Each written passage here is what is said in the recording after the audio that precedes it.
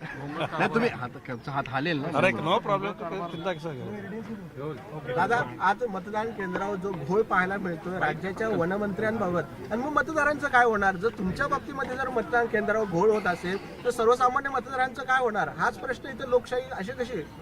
सर्वसाधारणपणे नवी मुंबई महापालिका शाळा क्रमांक 94 मध्ये आम्ही मतदान करायचो. पण यावेळेला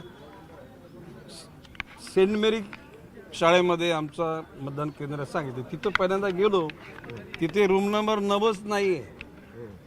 इथं आल्यानंतर तिथे रूम नंबर 9 आहे, म्हणजे केंद्र क्रमांक, परंतु त्या यादीमध्ये आमचं नाव नाही आहे.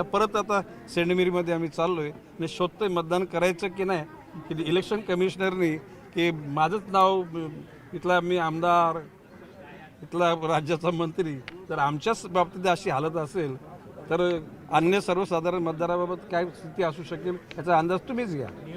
परिवारात नियोजन व्यवस्थित नाही. नियोजन निश्चितपणे व्यवस्थित नाही आहे. संपूर्ण परिवाराचीच मतदानाचंही असं नाही, आता आमच्या कुटुंबातले 3 ठिकाणी एकाच बिल्डिंगमध्ये राहणार आहे आम्ही बालाजीमध्ये. काहींचं इथं आहे, काहींचं सेंट मेरीमध्ये आहे. आता तो तिथे सेंट मेरीमध्ये जातोय. आता आम्ही शेवटी मतदानाचा हक्क बजावला पाहिजे, शोधलं पाहिजे, शोधू. सर, हा का मनमानी कारभार म्हणावा नाही. लागेल? कारण काय झालं की प्रत्येक वेळी मतदान मोजणी केंद्र पण जो आहे तोही एकच असायचा किंवा 2 असायचे. यावेळी 8 मतमोजणी केंद्र केले. हा सगळा प्रकार म्हणजे जसं पटेल असं मनाला पटेल अशाच पद्धतीने केले. तुम्हाला माहिती आहे की ह्या शहरामध्ये प्रभागाची रचना करताना सुद्धा अतिशय चुकीच्या पद्धतीने केली. खरं म्हणजे माननीय न्यायालय या सर्व गोष्टीला स्थगिती देण्याच्या मोडमध्ये होते, परंतु राज्यातल्या सर्व महानगरपालिकांच्या निवडणुका एकच वेळेला व्हाव्या म्हणून आमच्या काही लोकांनी सांगितलं हरकत नाही, या परिस्थितीत होऊ जाऊ द्या. आता वाशीमधल्या एका वॉर्डमधल्या एका उमेदवाराचं सकाळी सांगितलं तुमचं वैध आणि नंतर रात्री सांगितलं अवैध. कोर्टामध्ये गेल्यानंतर हायकोर्टाने त्या उमेदवाराचं नाव तिथं कायम केलं.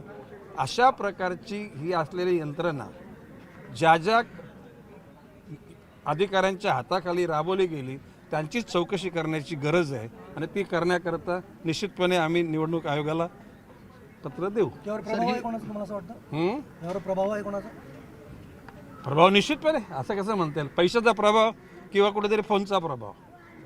आता फोनचा प्रभाव स्वतः असते कमी होत चाललाय आणि पैशाचा प्रभाव जनतेने नाकारलेला आहे. जसं म्हटलं काल बॅगा आल्या, त्या बॅगाची तपासणी होणं आवश्यक होतं का?